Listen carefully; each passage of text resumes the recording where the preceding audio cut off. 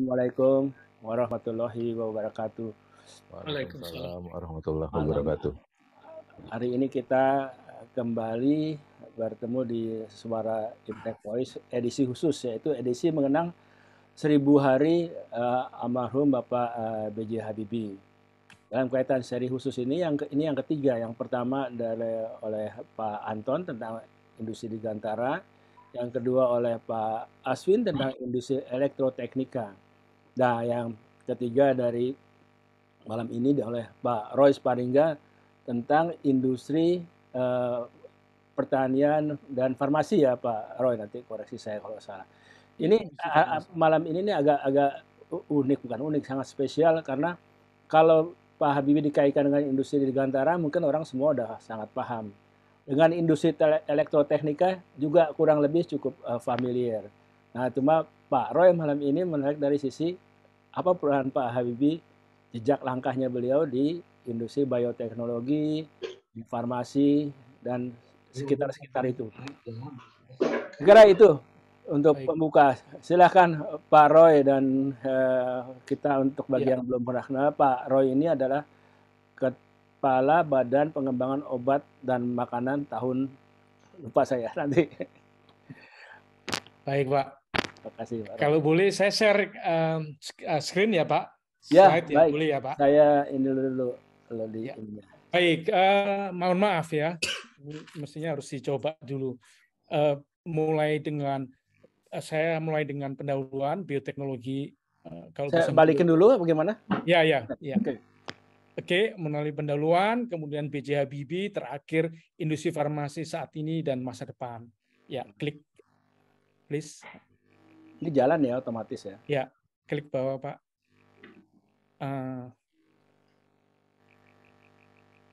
Ya, oke. Kemudian bicara bioteknologi, ini adalah multidisiplin. Mohon maaf Pak, multidisiplin. Kalau mundur lagi. Aduh, kalau gitu satu-satu nggak bisa saya slideshow Pak. Karena kalau di slideshow dia otomatis waktunya. Pakai ini Pak, pakai bawah aja Pak, tanda bawah atas biasa. Ya itu Oh bisa. iya. Iya. Ya, oke ya, klik Oke. Pak. Jangan yang terakhir Pak, jangan. Oke. Baik, bioteknologi adalah teknologi multidisiplin penggabungan ilmu biologi dengan rekayasa organisme hidup, sel atau molekul yang diturunkan dari sel untuk berbagai aplikasi kesejahteraan manusia. Kalau kita melihat di bawah ini adalah ilmu-ilmunya, kemudian di atas itu aplikasi. Kebetulan saya dulu ambil lebih banyak ke mikrobiologinya. Next please. Ya, kita lihat di sini bioteknologi, ada bioteknologi merah, green, food bioteknologi, putih, dan seterusnya. Tentu hari ini kita akan banyak bicara tentang medical biotechnology atau bioteknologi merah. Terutama saya akan singgung mengenai rekombinan pharmaceutical. Ke depan ini menjadi tren ya. Sekarang saya akan introduction di sini bagaimana Pak Habibie sebetulnya mengawali memerintis bioteknologi di Indonesia, di mana saya terlibat. Next please Pak. Jadi sibuk ya Bapak. Nah, ini salah satu yang menarik. Pada saat saya mengikuti kunjungan Pak Habibie ke Eropa, beliau di hostnya yang menerima tamu itu menjelaskan Central Dogma of Molecular Biology. Pak Habibie memahami persis mengenai ini, bagaimana replikasi DNA, transkripsi DNA RNA, kemudian translasi ke protein. Jadi tentang central dogma ini beliau tahu persis. Ya, next please. Luar biasa beliau. Nah, untuk itu saya ingin memberikan ilustrasi sederhana betapa bioteknologi ini menarik. Contoh bagaimana kita memproduksi tanaman itu bisa memproduksi alkaloid untuk tertentu ya ini, tapi bisa diambil gennya itu dimasukkan yeast ini dalam selnya, itu pabrik, di sel itu seperti pabrik ya. Bagaimana ini mitokondria itu pembangkit listriknya itu ya, energinya, kemudian DNA dan seterusnya itu seperti di pabrik sel itu ya. Nah, inilah masa depan kita ke tingkat molecular biology.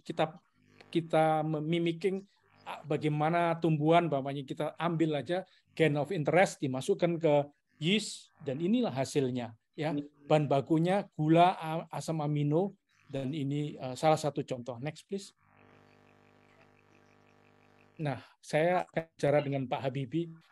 Silakan next please. Nah, di sini yang menarik dari Pak Habibie waktu saya bergabung, kenapa saya bergabung ke BPT sebenarnya ada di buku yang saya tulis di situ, bahwa saya melamar BPT tidak dipanggil, tapi begitu saya menulis surat ke Pak Habibie ingin mengembangkan bioteknologi, beliau ACC waktu itu, dan saya dites dan masuk. Nah, begitu masuk, saya terlibat di dalam salah satu, itu adalah Panitia Nasional Pengembangan Bioteknologi.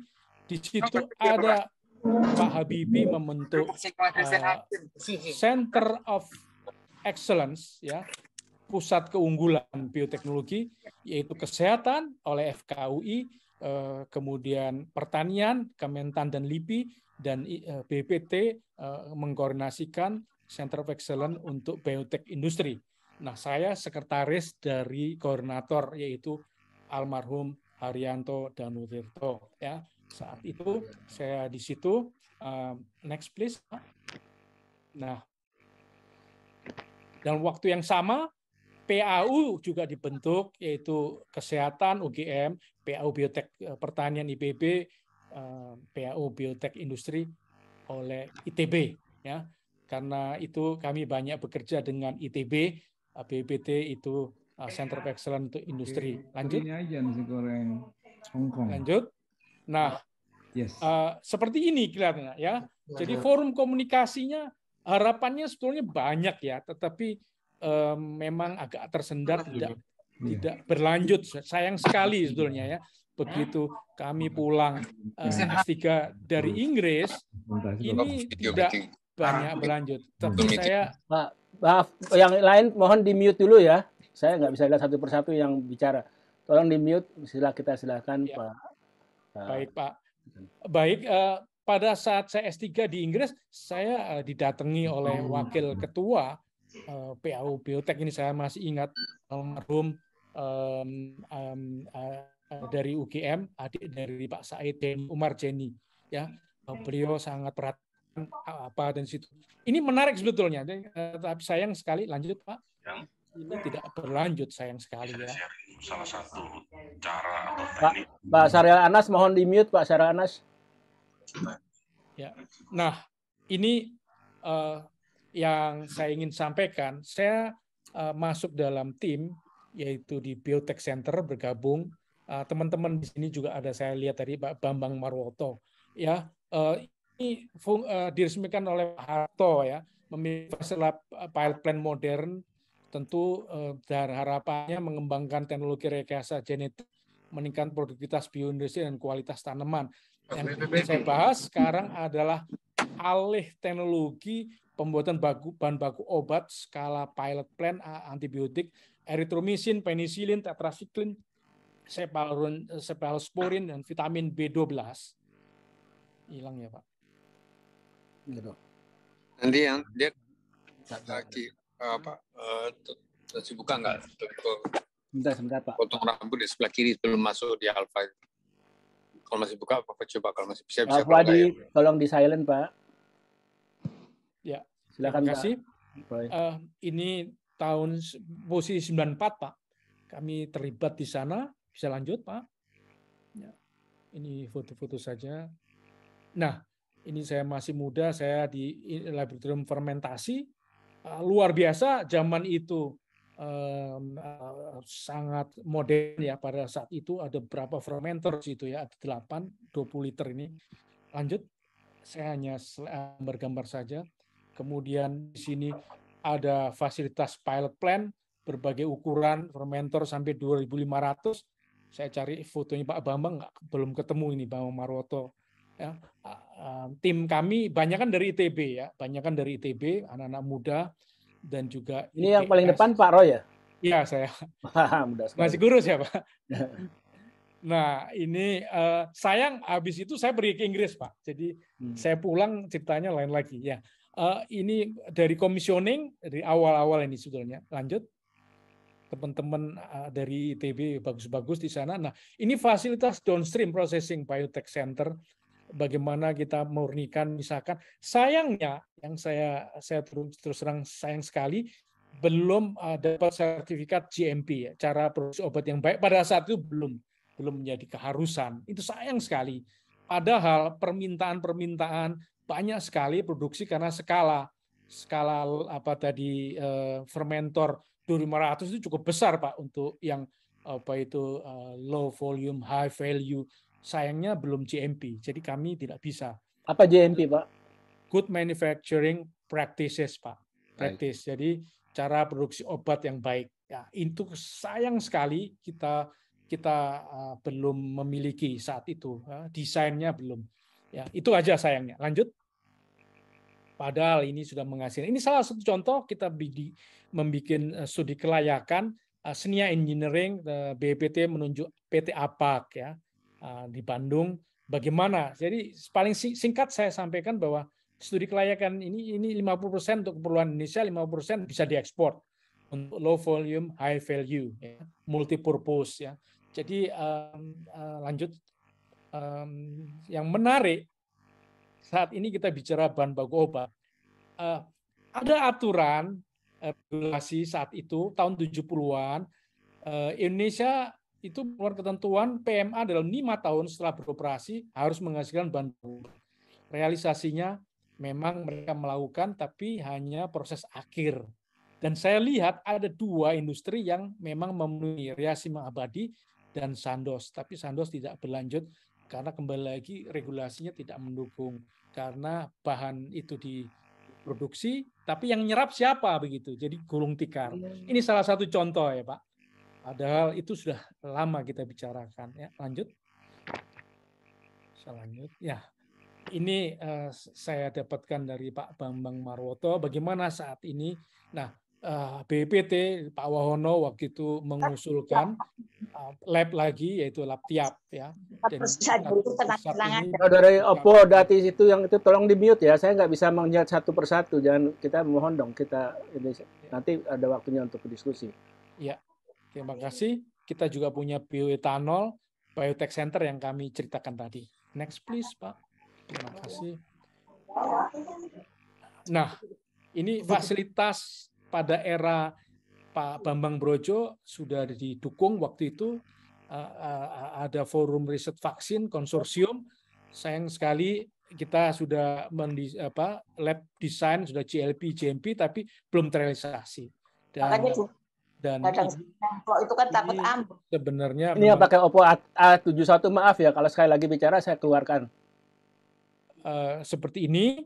Dan terus ini bagus sekali ya karena Bio Farma juga terlibat di sini sebenarnya tapi belum terrealisasi. Lanjut. Mohon maaf jadi repot ya Pak.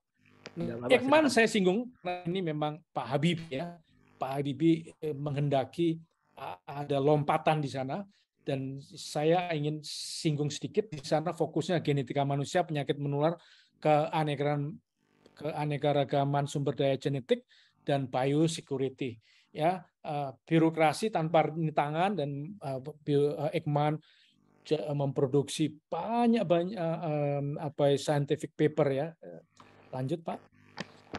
Dan yang menarik bagi saya adalah ini salah satu Bu Herawati Sudoyo melakukan asal usul bangsa Indonesia begitu ya. Dilihat dari beberapa suku, kita lihat mitokondria DNA haplogroup, ternyata di mapping itu bervariasi ya. Kita bisa telusuri nenek moyang kita sebenarnya. Lanjut. Kemudian juga mengenai kromosom Y dari jalur bapak, kalau tadi ibu ya mitokondria, ada 3 klaster begitu ya, Indonesia Timur, Barat, dan Nias menarik. Lanjut. Nias Mentawai itu adalah next please. Itu ternyata sama dengan di Formosa. Jadi nenek moyang mereka sebetulnya dari Taiwan. Ya. Oh, baik. Ini menarik sekali. Saya ingin lanjutkan, next please. Kenapa ini menarik? Sebenarnya arah dari penelitian ini, aplikasinya nanti beberapa penyakit itu bisa genetic background influence number of mitochondria disease causing mutation. Jadi mutasi-mutasi keunikan dari suku bangsa itu akan ke depan ini di mapping tentu mana yang rentan suku bangsa apa, rentan terhadap penyakit apa. Itu menarik sekali. Kenapa? Lanjut Pak. Saya tidak akan bahas, tetapi ini menarik. Masa depan saya sekaligus bicara. Kalau saat ini adalah one size fit all medicine, sebenarnya sekarang sudah ke arah stratified medicine. Contoh Jepang waktu itu share dengan kami, contoh saja sildenafil atau orang awam mengatakan Viagra begitu, kalau itu 50 mg, orang Jepang separuhnya 25 mg sudah cukup efektif. Orang Indonesia saya tidak tahu, belum melakukan itu. Jadi ini menarik, dan ke depan adalah precision medicine. Jadi ke depan itu tadi saya sebutkan juga central dogma ya, bagaimana genomik dan terus lanjut dengan omics ya, itu sangat menarik ke depannya. Itulah farmakogenomik akan berkembang ke depan. Setiap orang akan diproduksi obat yang cocok untuk orang tersebut. Ini masa depan kita, Pak. Saya waktu menjadi kepala POM pergi ke European Medicine Agency, bicara di sana ke depan isu strategisnya apa yang menjadi hal poin penting di sana adalah menuju ke precision medicine. Lanjut, dan yang menggembirakan, lanjut. Nah, berapa waktu yang lalu, 18 Mei, Menteri Kesehatan sudah menyinggung mengenai ini, ya, lompatan ke depan. Tadi saya sebutkan disease interest, multi-omics, ini ke depan akan terus diperdalam, kita akan mengembangkan ini lebih serius lagi, ya. Data elektronik, healthcare record, dan seterusnya bisa di-share rumah sakit lainnya. Nanti ke depannya harapan kita meningkatkan diagnosis terapi penyakit signifikan Indonesia seperti TB dan seterusnya terkait dengan gen tentu ya. Banyak yang tadi saya sebutkan. Tentu penelitian dari Ekman itu menjadi penting. Lanjut. Nah, terakhir, industri farmasi saat ini dan masa depan. Next, please. Sangat complicated. Saya membuat peta pada saat saya jadi deputi makanan, itu beririsan juga. Jadi food and dietary regimen, food for special dietary uses, functional herbal. Saya membuat mapping seperti ini. Kalau makanan di sini, kalau ke depan health effect, curative action, ini ke arah medicine. Tetapi penampakan sebelah kanan seperti obat. Ini rezim dari food supplement, dan ini sering gray area ya. Saya dengan Pak Budi sering betapa itu complicated ya. Tapi tentu kedepannya akan lebih baik lagi pengaturan ini. Saya akan bicara medicine terutamanya. Lanjut. Nah, kalau kita melihat ini saya dapatkan dari pertemuan IAI terakhir, Indonesia itu masuk ke bagian C, jadi banyak formulasi. Walaupun tidak tepat ya, India, Cina sekarang sudah bergeser sebetulnya ya. Tapi ini masuk ke C pada umumnya, industri farmasi ya, yang skala kecil, tidak punya infrastruktur R&D, hanya formulasi dan seterusnya. Tapi dapat membuat bahan baku. Lanjut, next please. Nah, bahan baku obat ada tradisional, kimia, biologik, dan stem cell. Ya. Dan kita melihat ini memang paling banyak adalah API kimia ya, paling banyak ya. Jadi kalau kita melihat market share-nya seperti ini ya. Tapi lanjut. Next. Nah, kalau di Indonesia jumlah industrinya banyak sekali, 233 industri farmasi dan 70% nasional, 3% asing. Dan kalau kita melihat ini betapa sulit Badan POM mengatur industri farmasi yang begitu banyak ya. Hanya 4 industri farmasi dalam negeri yang mengembangkan produk biologi di Indonesia. Akan saya lanjutkan. Next, please. Ya. Tantangan kalau kimianya adalah skala ekonomi, sumber daya manusia, bahan baku ya di hulunya itu tidak mendukung ya. Teknologi tentu masalah juga, kebijakan regulasi, insentif ya. Lanjut. Ini kita bicara kimia. Lanjut. Kemudian atmosfer kementerian farmasi nasional, dari tadi kimia itu ada beberapa, sedikit. Kalau kita lihat bahan baku obat lebih dari 1.000, dan di Indonesia hanya berapa ini? Tidak banyak ya, tidak banyak. Ya. Apalagi skala ekonomi, sekali lagi skala ekonomi. Biotek ada 5 plus 1 vaksin, tapi nanti ke depannya vaksin ini bertambah industrinya. Ya. Ini sudah bisa, tetapi tidak diproduksi keseluruhannya karena harganya terus turun. Ya. Maka itu banyak yang berubah sebagian ke vaksin. Baik, ini bahan baku obat lainnya, ekstrak kurkuma dan seterusnya, sehingga bahan baku obat ini tidak banyak. Lanjut, please. Lihat global, kimia semakin menurun, biologi naik, ya. Bahan baku obat biologi. Tapi pemain 10 top dunia mainnya di biologi. Lanjut. Jadi ini small molecule lebih mudah, sintesa kimia, dan mudah sekali kalau habis patennya kita ada generik. Kalau biologic tidak generik, tapi namanya biosimilar. Karena ini kompleks, jadi tidak mudah potential formation contohnya ini banyak sekali sensitif, banyak perubahan karena dia diproduksi dalam living organism, ya, dalam sel tadi yang disebutkan. Next. Industri farmasi yang ada di Indonesia ini contoh saja ilustrasinya, tentu ini contohnya kimia small molecule, tetapi large molecule yang tadi biologic ini sangat kompleks ya. Lanjut.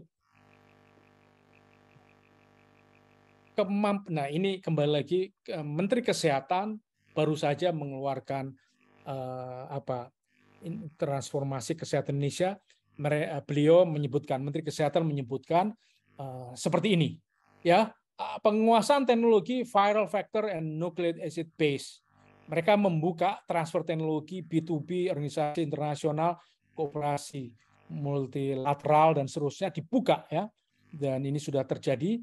Kemudian produksi 6 dari 10 bahan baku terbesar, ya ini kimianya, dan untuk biologik erythropoietin sudah ada, insulin dikembangkan. Nah ini juga monoclonal antibody.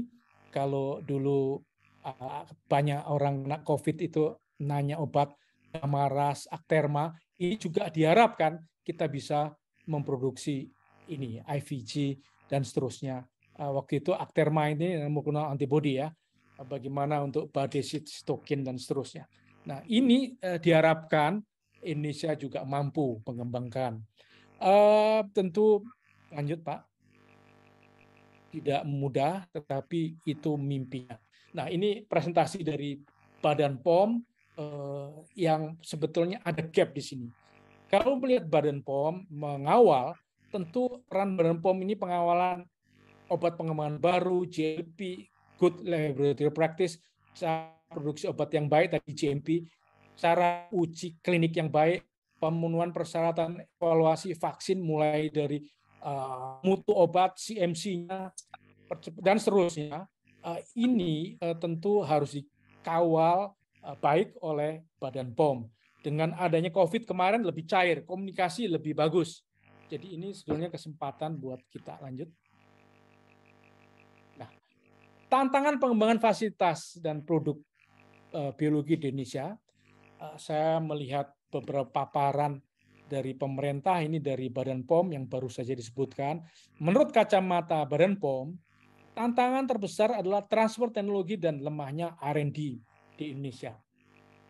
Kemudian membutuhkan pengujian. Jadi peralatan-peralatan itu harus tersedia. Contoh ya dalam produk uji biosimilar Ya, itu adalah comparability. Kita butuh amino acid sequencing, amino acid analyzer, peptide mapping, FTIR, dan seterusnya, NMR, dan sebagainya. Kalau industrinya bikin, tentu punya begitu ya mahal. Bagaimana kalau pemerintah itu bisa kolaborasi? Saya yakin labnya LIPI punya di Puspitek dan semuanya, itu bisa digunakan oleh industri. Industri juga bisa digunakan oleh industri. Ya, waktu cukup lama, kompetensi personel, pengadaan peralatan dan bahan baku, pengalaman terbatas. Ini dari kacamata Badan POM. Menurut farmasi, mereka punya kacamata sendiri. Mereka mengatakan regulasi dan insentif. Ya, regulasinya cukup kompleks dan insentif kurang. Skala ekonomi, kembali lagi yang tadi saya sebut, dukungan intervensi investasi finansial butuh, kualitas kuantitas SDM, pasokan bahan baku, penguasaan teknologi. Jadi itu pengembangan fasilitas dan produk biologi di Indonesia. Lanjut, hampir selesai. Nah, kita berapa kali membicarakan lembah kematian. Saya Pak Bambang Setiadi, kita sering bicara bagaimana lembah kematian, ya, dari peneliti di sini, kemudian komersialisasi masuk lembah. Bagaimana ini lembah ini dipersempit, diperdangkal, yaitu dengan inovasi infrastruktur yang saya sebutkan, ya, komunikasi dan seterusnya. Lanjut. Sedikit. Ekosistem inovasi membutuhkan perlindungan, ya, baik dari financing, support to inovator, kemudian juga mulai dari ground, ya, tentu ada riset di situ, tentu ada sistem edukasi, soil conditioning, SDM-nya sudah disiapkan, ada financing, kemudian supaya tumbuh kompetisi, deregulasi juga tentu disiapkan.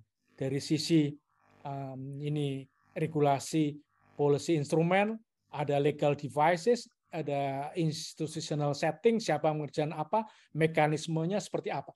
Ini bayangan kami, Pak Wendy, ya, dan teman-teman. Inilah kelemahan kita selama ini, hanya bicara PP ini, tapi diatur bagaimana instrumen mengawal kebijakan itu, ya. Dan inilah tantangan kita terbesar, ya. Saya rasa mungkin sudah selesai, ya. Next please. Nah, baik, terima kasih. Mungkin kita bisa diskusi, dan tentu itu tantangannya. Ya, mohon maaf saya buru-buru, slide-nya cukup banyak, semoga cukup jelas. Ya. Terima kasih. Makasih banyak Pak Roy. Ini bahan presentasinya luar biasa, waktunya yang sangat sempit tadi. Mungkin kapan bisa dieksplor lebih banyak. Tapi saya sebenarnya banyak pertanyaan, tapi mungkin saya kasih kesempatan ke kawan-kawan yang lain tadi. Saya lihat banyak yang lebih sangat berkompeten ada di sini. Silakan Ibu Bapak, tolong mungkin kalau bisa bergiliran raise hand atau gimana kalau yang mau menyampaikan. Kalau sementara menunggu yang lain, barangkali Pak Roy yang terakhir aja saya mau menanyakan itu, saya sering dengar itu soal skala ekonomi, masalah regulasi, masalah insentif, bukan hanya di industri farmasi dan obat-obatan, tapi juga di tempat-tempat yang lain, ya. Nah, selalu keluhannya kurang lebih seperti itu. Tapi kalau khusus skala ekonomi, saya melihat bukankah malah industri farmasi di Indonesia itu sebetulnya potensinya sangat besar melihat penduduk kita yang sebenarnya sedemikian besar, ya Pak, ya. Pengertian skala ekonomi di sini gimana ya? Ya, baik Pak. Kita pernah melakukan ada kajian kelayakan.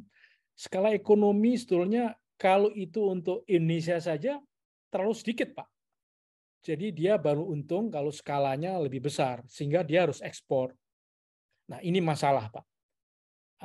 Harus ekspor. Jadi bagaimana bersaing dengan di luar itu jadi masalah. Sehingga kalau saya melihat Amerika, ya, ini contoh, saya pernah ke US FDA, saya tanyakan seperti apa mereka. Sebetulnya import bahan baku obat di Amerika sangat tinggi, Pak. tetapi dia memikirkan nilai tambah. Jadi bagaimana value added. Jadi bahan baku yang dia import, dia tentu dengan melakukan tentu tambahan step begitu, menghasilkan produk yang lebih, ya nilainya lebih. Itu yang dilakukan Amerika. Sehingga Amerika menjadi, kenapa? Karena kalau dia produksi di dalam negeri, skala apa artinya tidak terlalu banyak value-nya, dan juga masalah limbah lingkungan itu menjadi isu, sehingga China, India tentu di sana isunya mungkin environment tidak terlalu masalah, tetapi ke depan mereka juga sudah mulai ini juga saya rasa mereka juga berpikir, ya. Saya pernah contohnya saya pernah mengawal tadi cerita biosimilar, ya. Di Indonesia zaman saya itu diadakan investasi, saya datang diundang di sana dan investornya menanyakan apakah ini bisa berlanjut. Saya mengatakan saya akan kawal investasi kamu, dan terjadi, ya, yang biosimilar itu, ya. Walaupun tidak semuanya sekarang berjalan, karena harganya sudah turun. Yang kimia itu pun saya ajak mereka, saya diajak ke China. Industri waktu itu adalah ya salah satu industri farmasi besar. Jadi di sana saya tanyakan dari mana teknologinya. Sama dari waktu itu dari Italia. Yang kita kembangkan dapat teknologi dari Italia juga. Sama, tapi mereka melakukan proses-proses dan sedemikian rupa sebenarnya dia juga ingin mengembangkan di Indonesia. Tapi kembali lagi, siapa yang membeli produknya? Siapa yang membeli produknya di Indonesia? Nah, pada saat itu tidak ada jaminan dibeli. Ya, jadi saya free to say karena skala ekonomi kembali lagi, Pak. Oke. Skala ekonomi. Oke. Ibu Bapak yang lain kalau ada pertanyaan, Pak Idwan silakan boleh. Ya. Pengen tahu teknis dikit aja. Siapa dulu? Pak. Silakan. Oke deh, Pak Aswin dulu silakan. Oke, Pak Aswin, tolong nanti ini ya, Pak Aswin. Urusan itu tadi loh, apa namanya, materi hulu itu loh, material hulu itu loh, Pak Roy. Ya. Itu kan kayak paracetamol gitu kan, misalnya. Ya. Aku bukan ahli obat ini. Tapi Ya. kan semua obat panas mesti dasarnya paracetamol lah, nama mereknya macam-macam lah. Ya. Nah, saya pengen tahu apa obat seperti itu nggak bisa diproduksi kecil-kecilan. Artinya, gue punya lah kecil, mungkin harganya mahal, tapi in case ada masalah, at least we have the knowledge, we have the technology, dan kita kalau perlu bisa dipercepat, diperbesar ya. Ya mungkin kecil-kecilan itu skala laboratorium, mungkin paling gampang-gampangan dulu itu loh, waktu ketika 2 minggu lalu kan saya paparan tentang lab. Lab itu laboratorium, tapi bisa disuruh bikin pemancar TV sampai ratusan gitu. Jadi ya skala laboratorium. Nah, saya pengen tahu apakah paracetamol nggak bisa kayak gitu itu. Ya. Paracetamol sebenarnya sudah diproduksi. Nggak paracetamol baik, Pak. Yang lain. Iya, Pak Sun, silakan. Ini contoh saja ya. Kembali lagi, saya berapa kali diundang ya Pak. Zaman ya masih muda, sedikit muda, sampai tua begitu ya. Mulai contohnya penisilin G ya. Mungkin Pak Bambang Marwoto bisa bahas berapa kali kita bertemu dengan Badan POM, Kementerian Kesehatan sebelum saya gabung dengan Badan POM. Itu juga maju mundur untuk kita sebutkan kalau untuk dari sisi ekonomi impor saja lebih gampang. Tetapi ketahanan nasional menjadi masalah. Betul sekali Pak, tadi Bapak sebut bahwa kalau kita diboikot tiba-tiba bagaimana? Habis kita, Pak. Ya, kita itu secara kemampuan untuk ini sangat rapuh, Pak. Ya. Jadi terus terang memang itu mengkhawatirkan. Kembali lagi nilai tambahnya kita sudah punya kemampuan. Kalau pilot sudah bisa begitu ya. Tentu kembali lagi saya setuju. Tapi berapa kali kita bicara industri hulu, wah skala ekonominya tidak dan seterusnya ya, mulai dari dulu itu Pak dengan perindustrian. Saya pernah melakukan ini saya nggak ada Pak ini ya, Pak Kaidir juga kita bicara dulu ya Pak. Saya nggak ada Pak Kaidir ya. Bagaimana bahan baku industri di hulunya dan sebagainya. Kemungkinan pohon industri, ya itu tadi Pak, skala ekonominya. Dan itu kalau untuk Indonesia terlalu sedikit, harus diekspor, bisa nggak bersaing dengan luar begitu ya. Baik. Pak Idwan, silakan Pak Idwan. Terima kasih Pak Wendy. Luar biasa Pak Roy. Nah, ini saya tuh sangat-sangat tertariknya sebetulnya kita sama-sama di BPPT, sama-sama dengan Pak Habibie dan sebagainya. Rupa-rupanya dalam menerjemahkan visi Pak Habibie yang kita operasikan ini berbeda-beda keterbatasan ya. Kemarin pada waktu pertama Pak Anton itu template-nya clear betul ya, bahwa dari situ roadmap-nya dari KASA, kemudian CN, kemudian N250 dan sebagainya. Kalau minggu lalu Pak Aswin dari LAN dia lembaga research, kemudian dia juga bisa berproduksi, bisa jadi industri, jadi BPS. Roadmap-nya tuh udah mulai ada, Pak Roy. Ya. Nah, kalau kita lihat seperti ini, sebetulnya yang dibayangkan saya nggak ngerti mengenai industri farmasi dan sebagainya ya. Tentunya roadmap itu sendiri memang kita perlukan. Tapi yang pasti itu semua memang pada akhirnya ekosistem yang Pak Roy katakan itu benar. Semuanya dari yang Pak Anton, Pak Aswin, Pak Roy, sebetulnya ekosistem. Artinya itulah yang kemudian banyak yang tadi ekosistemnya itu sub-sub sistemnya tadi tidak terkendali. Tadi pengalaman-pengalaman Pak Roy dengan perindustrian kah, atau dengan Kementerian Kesehatan kah, dengan BPOM dan sebagainya, dengan university, itu semuanya masih yang kemudian scattered aja. Tidak punya national roadmap gitu ya Pak Roy ya. Yang kemudian semuanya sebagai bangsa itu, yang seperti Pak Roy katakan, agak visioner dan bisa dieksekusi begitu ya. Ya. Nah, kalau lihat seperti itu, dari pembelajaran yang kita dapat, yang Pak Roy lakukan, sebetulnya posisi hari ini itu ada di mana? Terutama lab-lab kita lah. Kan kalau tempatnya pada waktu kemarin Pak Anton kaitannya LAGG dengan IPTN, atau Pak Aswin kaitannya LAN dengan lab-lab di mana di Puspitek dan sebagainya. Nah, ini sebagai ekosistem tadi, itu posisi hari ini ada di mana itu, Pak Roy? Itu dia, Pak. Dan pembelajaran apa yang kita dapat dari situ, Pak Roy? Makasih. Baik, saya terus terang bersedia, Pak. Salah satu ya kesalahan atau bagaimana dengan adanya COVID ini sebetulnya mencairkan situasi mestinya lebih baik. Momen yang baik. Mengapa? Di mana contohnya regulator, baik Kementerian Kesehatan, Badan POM, mereka lebih memahami, termasuk juga dari lembaga penelitian. Ya. Selama ini mereka meneliti, ini contoh saja orang-orang BPT meneliti saja ya. Kita bicara TRL begitu. Siapa yang kalau kita implementasinya kembali lagi tadi pemenuhan GLP seperti apa? Kalau pengembangan barang, ini saya bicara obat ya Pak. GLP-nya seperti apa? Itu konsisten, mutu obat itu konsisten.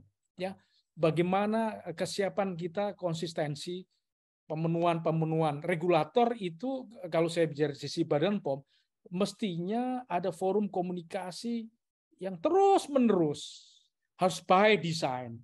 Contohnya Pak Aswin tadi menyebutkan. Sebetulnya Bapak juga menyebutkan, ada roadmap, produk apa yang kita butuhkan. Blockbuster katakan. Yaitu stick ke sana, Pak.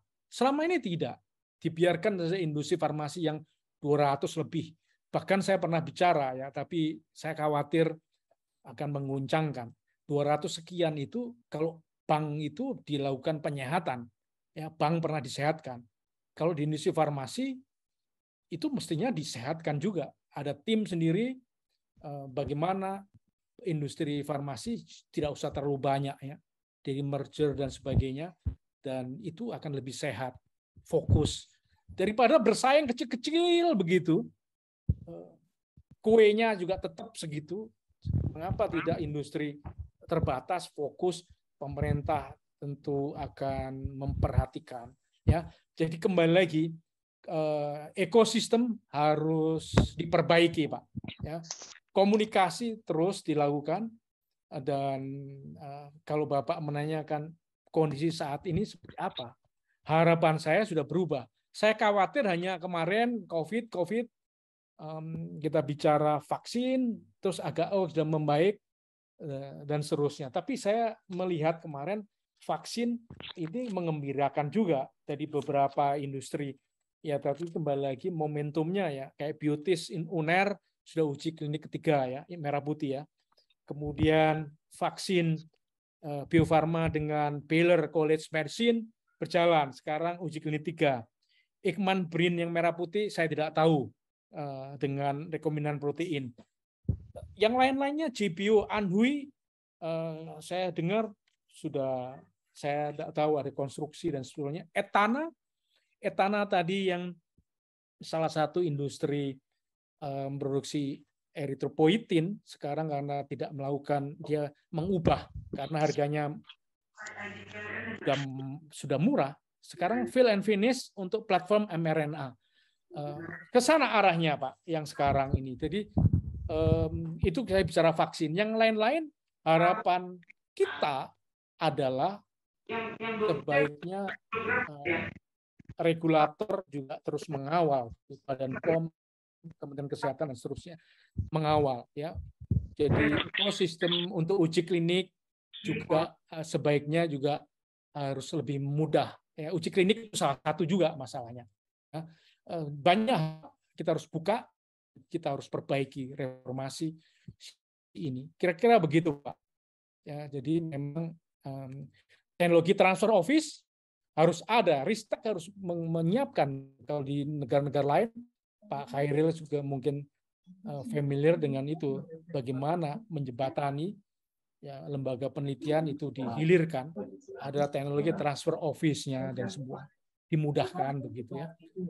Itu harapan kami, Pak. Apa yang saya pelajari, saya datang beberapa lembaga penelitian di Amerika, Eropa seperti itu. Ya, jadi tidak tahu ke depannya seperti apa. Baik, Pak Roy, makasih. Ada lagi Bapak yang mau menyampaikan, Pak Hairil atau Pak Budi? Pak Budi, izin Pak Wendy. Izin Pak Wendy. Ya, saya hanya ingin melengkapi apa yang sudah disampaikan oleh Pak Roy tadi, yang presentasinya luar biasa. Ini bos saya dulu ini di Badan POM. Tadi ada pertanyaan dari Pak Aswin Sasongko. Mohon maaf kalau saya salah sebut nama. Beliau memberikan contoh mengenai paracetamol. Tadi ada slide yang disampaikan oleh Pak Roy, ada 2 industri farmasi di tahun 80-an itu. Yang pertama adalah PT Riasima Abadi, pada saat itu sudah menghasilkan paracetamol dan salisilamid. Ya.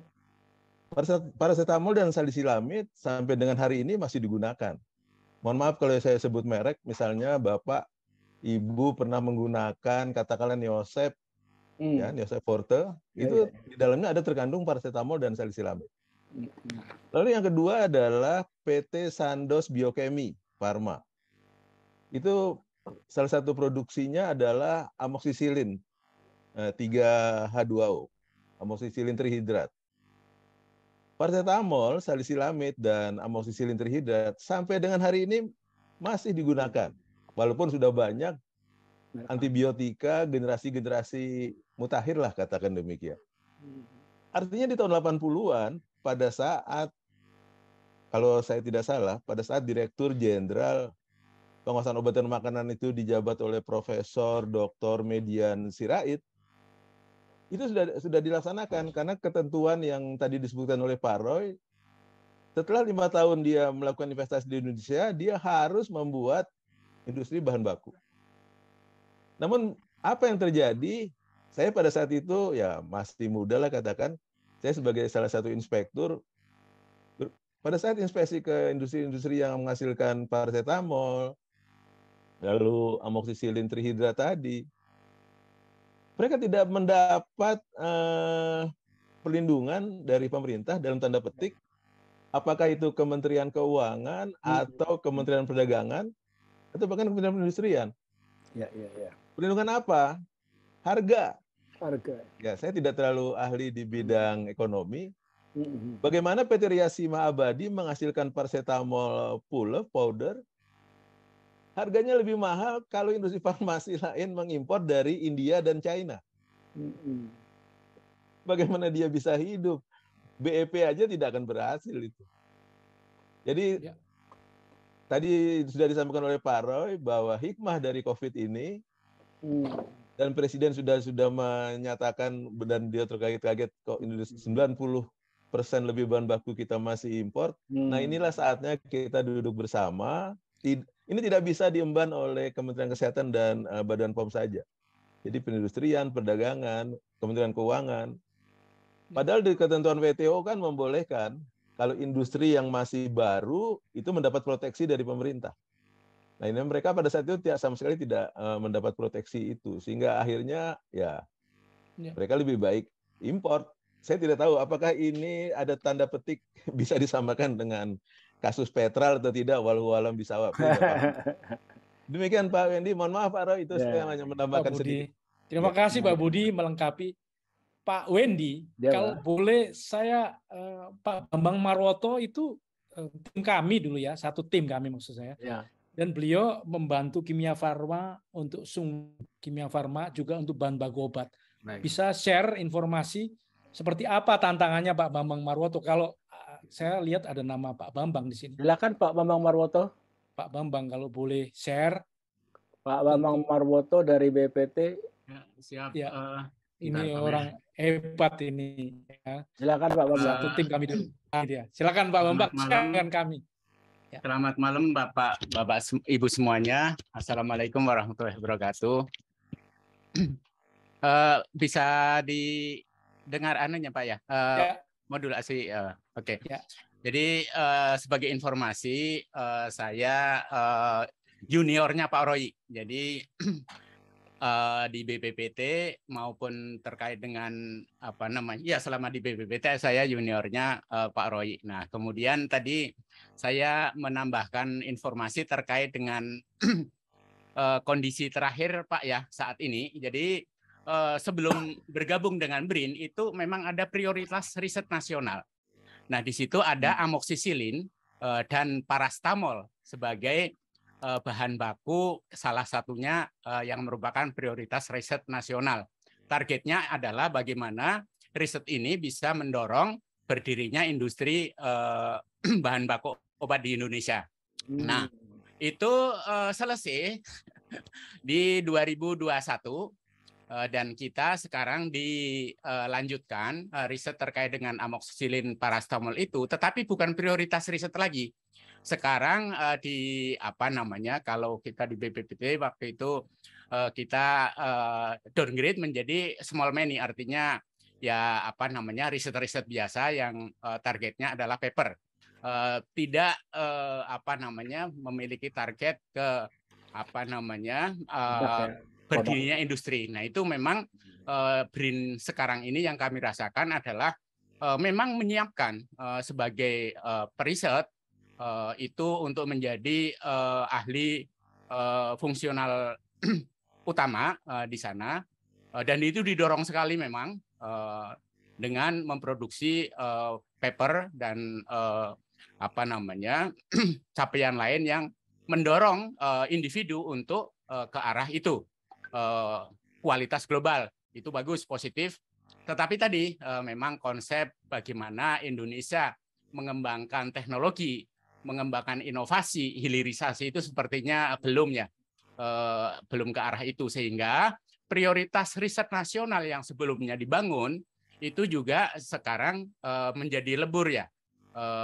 Saya rasakan sendiri di mana waktu itu betul seperti Pak Aswin sampaikan bahwa apakah kita tidak bisa sekedar parastamol, itu bisa sekali Pak, karena parastamol itu bahan dasarnya itu kita punya bensen ya, bensena yang memang Indonesia saat ini import minyak mentah, kemudian salah satu utamanya adalah untuk kebutuhan energi, dan salah satunya itu adalah tadi bensen. Jadi di Pertamina sendiri bensen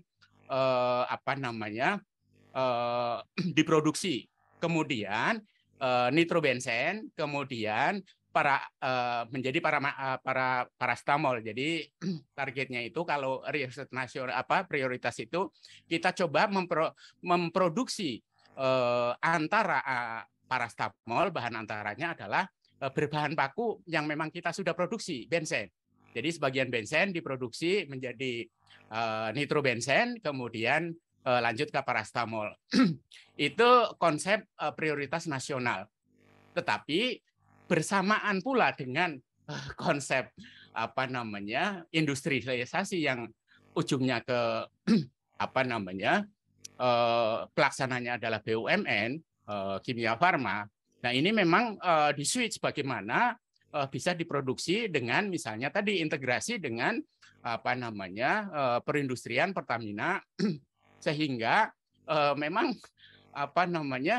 ini karena industri bahan baku obat itu adalah sama dengan membangun industri bahan kimia dasar, kimia hulu, kimia antara. Jadi tidak bisa digabungkan ya. Digabungkan akhirnya blunder, kemudian biasalah kebijakan terkait dengan tadi pemenuhan obat itu sama dengan pemenuhan vaksin, di mana memang begitu itu dibutuhkan nasional itu bagaimanapun caranya akhirnya masuk ke pengadaan yang tadi secara ekonomi, secara bisnis itu menguntungkan dan inilah yang berjalan, di mana waktu itu kami sendiri inginnya adalah oke, kita beli vaksin, tetapi bergening teknologi, bergening riset, bergening iptek, kita harus masuk. Tetapi kenyataannya vaksin dan juga parastamol itu tidak dimasukkan di sana di dalam satu bargaining untuk negosiasi, sehingga jalan masing-masing. Itu Pak. Jadi lumayan kompleks. Mungkin itu Pak. Makasih Pak Maroto. Makasih.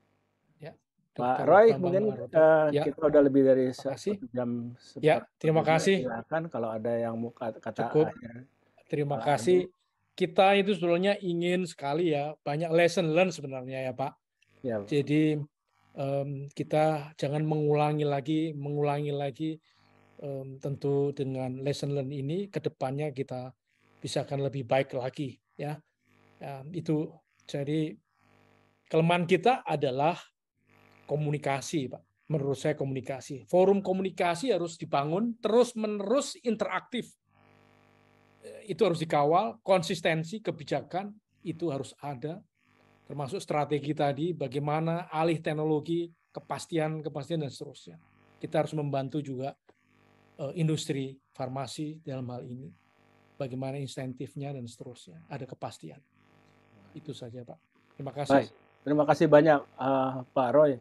Saya sendiri sangat menikmati dan saya akui bahwa yang Pak Roy sampaikan ini paling tidak untuk orang seperti saya banyak hal yang belum kita ketahui. Saya berteman lama dengan Pak Roy, tetapi rupanya karena bidang ilmunya kita terlalu jauh, kelihatannya banyak hal yang seharusnya yang tadi Pak Roy katakan lebih banyak bisa terungkap ya kepada ke permukaan dan kita diskusikan di sini karena tadi rupanya yang tadi Pak Roy katakan masalah industri farmasi kelihatannya tidak bisa hanya urusan orang BPOM atau orang farmasi semata gitu atau orang-orang seperti Pak Bambang Maroto semata, tetapi di situ ternyata konsep bahwa masalah regulasi, masalah insentif, masalah keekonomian yang tadi Pak Idwan Soehardi katakan ekosistem. Kembali lagi kita terus kalau setiap kali bicara ini kita akhirnya berujung pada ekosistem. Saya mungkin suatu ketika akan bicara juga dengan Pak Roy dan Pak Anton dan Pak Aswin. Persisnya ekosistemnya itu seperti apa kan mungkin beda-beda ya satu sama lain. Jangan kita katakan bahwa masalah ekosistem ini menjadi suatu kata magic untuk menumpahkan semuanya di masalah ekosistem. Padahal kita ini kan bagian dari ekosistem itu juga gitu. Di mana sebenarnya ekosistem yang lemahnya itu di mana yang kita coba lakukan.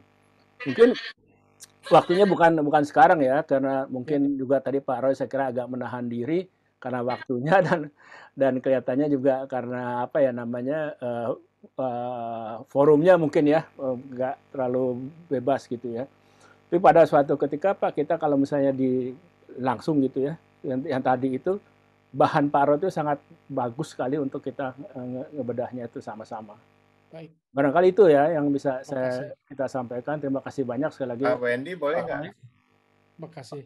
Pak Hairil mau menyampaikan, silakan Pak Hairil. Nggak apa-apa ya Pak Roy ya, kita silakan sedikit. Pak Hairil. Hanya ini aja, kebetulan saya tuh dapat informasi ketika melakukan master plan ibu kota negara ya. Kita ada dari McKinsey itu yang membahas tentang industri farmasi. Nah, yang menarik adalah contohnya untuk active pharmaceutical ingredient atau API itu produsen utamanya itu China. Dan yang silakan Pak. Kita tahu industri itu katanya sangat polutif karena itu chemical ya. Gitu. Jadi itu yang pertama. Yang kedua, cost of production-nya di China itu 80% dibandingkan dengan India.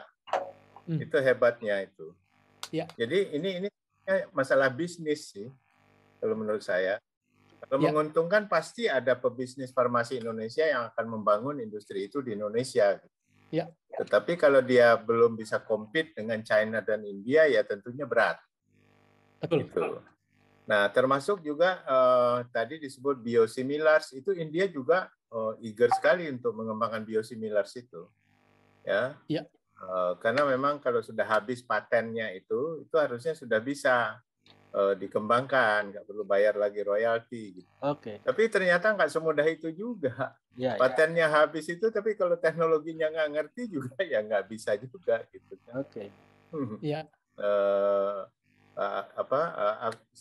Obat-obat generik sama aktif farmasetika, obat-obat itu tadi biosimilars tadi. Jadi itu kuncinya memang itu Pak Wendy. Nah, kalau dilihat dari perdagangan trade itu yang paling besar itu Jerman, Swiss, US, Belgium dan Belanda. Itu ekspor dan importnya tuh yang gede-gede itu pemain besarnya tuh di situ. Indonesia tuh kecil sekali, sangat kecil. Iya Pak. Ya. Silakan Pak. Terima kasih Pak Ariel. Terima kasih Pak Ariel. Jadi saya poin sedikit Pak ya. Ya Pak, silakan. Sebelum patennya habis, ada ketentuan namanya Bolar Provision Pak. Jadi kita bisa mengembangkan sebelum paten itu habis. Jadi ini kesempatan orang Indonesia harus kapan nih patennya habis sudah dikembangkan Pak. Jadi saya percaya kalau itu makanya by design apa yang kita butuhkan memang segera kita kuasai itu. Baik Pak, semoga kedepannya akan lebih baik. Terima kasih. Terima kasih Pak Roy. Sekali lagi terima kasih Pak Hairi, Pak Bang Warwoto, Pak siapa tadi? Siapa ini? Pak Wendy, izin sedikit saja menambahkan sedikit. Pak Budi. Silakan Pak Budi. Ya, kalau sejak awal tadi Pak Roy, terakhir Pak Hairil juga menyampaikan tentang API, Active Pharmaceutical Ingredient. Sebetulnya ada pangsa yang besar juga yang ada di Republik kita ini, yaitu bahan baku penolong. Ya, itu kita resource-nya luar biasa banyak karena kita banyak umbi-umbian di Indonesia. Eksipien, ya. Lalu yang terkait di Bolar Provision seperti yang disampaikan oleh Pak Roy tadi, industri farmasi dalam negeri diberikan waktu selama 5 tahun sebelum off patent berdasarkan Undang-Undang Nomor 13 Tahun 2016 tentang paten. Itu saja Pak, terima kasih. Maaf. Terima kasih Pak Budi. Baik. Terima kasih Pak Budi. Terima kasih Pak Roy sekali lagi dan kawan-kawan yang lain, dan mohon maaf kalau sudah ada sedikit. Pak Wendy, sebelum ditutup boleh sedikit aja Pak Wendy sebelum ini. Pak siapa ini? Pak Fuadi. Pak Fuadi. Silakan Pak Fuadi. Baik, Assalamualaikum warahmatullahi wabarakatuh. Waalaikumsalam. Pak sekalian Pak Roy, sebagai pembicara saya mengikuti tadi, hanya sekedar mengikuti. Secara teknologinya saya serahkan kepada Bapak-Bapak, termasuk kemarin Pak Anton bicara sama Pak Asun bicara. Apa yang saya alami, ini dalam rangka kemajuan Pak ya, dalam rangka mungkin lebih kepada kebijakan. mendampingi Pak Habibie selama ini, saya hanya agak khawatir bagaimana kita ini ke depannya, karena jaminannya apa, apalagi maksudnya khususnya dalam bidang kebijakan. Teman-teman kita semua berusaha secara teknologi, tapi secara kebijakan, dukungan daripada katakanlah terutama pemerintah, saya nggak tahu terakhir ini bagaimana kondisi ke depannya kayak begitu. Mungkin salah satu faktor nanti Pak Wendy ada satu khusus yang kita bicarakan itu. Kan Pak Roy sekarang bicara masalah teknologinya aja, tapi yang saya rasakan tadi itu saya agak sedikit khawatir gitu. Apa yang kita lakukan selama dulu, gimana Pak Harto itu setengah mati, Pak Habibie itu dapat dukungan penuh, serangan dari mana-mana, dari Bappenas sampai segala macam, tetap beliau bisa menghandle itu. Tapi apakah ada orang yang sekuat Pak Habibie yang begitu bisa menghandle kondisi-kondisi kayak begini, apalagi dengan situasi yang kayak begitu sekarang ini? Ini cuma keprihatinan saya saja. Saya dari tadi tuh menahan aja tuh, aduh ini kok saya jadi apa sih, bukan sedih ya, prihatin saya melihatnya kayak begini nih kita sekarang. Jadi apalagi khususnya biotek, ini adalah baru di kita, dan bagaimana dulu susahnya Pak Habibie membawa Pak Sangkot itu dari Australia dan meyakinkan bagaimana kita harus dapat tempat di Eijkman itu di Cipto, setengah mati kita kan berusahanya itu. Nah, sekarang begitu saja dilempar ke Cibinong, nggak tahu nasibnya Eijkman itu kayak apa. Itu salah satu contoh saya. Jadi itu mungkin hal-hal yang perlu kita juga nanti Pak Wendy, dalam hal ini saya tadi di-trigger oleh Pak Roy. Jadi bagaimana kita ke depan ini dengan ilmu yang baru ini untuk dapat survive. Itu aja Pak Wendy. Terima kasih. Assalamualaikum warahmatullahi wabarakatuh. Terima kasih Pak Fuadi. Saya mumpung ada Pak Fuadi ini ya, saya juga bilang nih, mungkin suatu ketika tadi yang misalnya yang Pak Roy sampaikan, kemudian Pak Anton, Pak Aswin katakan, tidak cukup leluasa kita bicara di forum Zoom seperti ini. Mungkin kita bisa bedah secara secara offline ya langsung. Mungkin nanti Pak Fuadi entah di Habibie Center suatu ketika mengundang kita untuk dialog begitu ya. Ya Pak Roy ya, barangkali kalau Pak Fuadi berkesempatan bahwa kita itu offline bisa kita sambil hybrid kan apa gimana, tapi jelas masih lebih leluasa ketimbang hanya dari Zoom ini seperti begini. Tapi ini awal ya. Saya kira itu aja barangkali. Terima kasih sekali lagi dan mohon maaf apabila ada banyak kekurangan. Pak Roy. Terima kasih banyak. Terima kasih. Assalamualaikum warahmatullahi wabarakatuh. Waalaikumsalam warahmatullahi wabarakatuh. Terima kasih Pak Wendy. Saya buka dulu ya, sampai kalau kita mau itu foto bersama. Ya. Silakan Ayang buka kamera. Ada Bu. Oke, kita 1, 2, 3. Oke. Belum buka semua itu Pak Wendy. Belum buka semua nih. Itu satu lagi. Ada Pak Martin, kemudian Mari saya buka itu. Ebo Warisman, Cantika Foto, Indang Widowati, Oppo A71. Saya belum tahu siapa. Pak Thomas Darmawan. Oh, Pak Thomas. Pak Thomas Darmawan itu Mas. Iya. Mas Darmawan. Wajah familiar. Malam Pak. Malam Pak Fuadi. Malam Pak Thomas. Ya. Udah lama sekali kita nggak ketemu nih. Bu Endang, Bu Endang. Pak Aswin itu mana? Pak Endang, Bu Rade. Endang, adiknya Pak Bimantoro itu. Oh gitu. Kapolri itu. Oh. Baik, kalau gitu ya kita akhiri ya. Terima kasih. Baik, terima kasih. Assalamualaikum.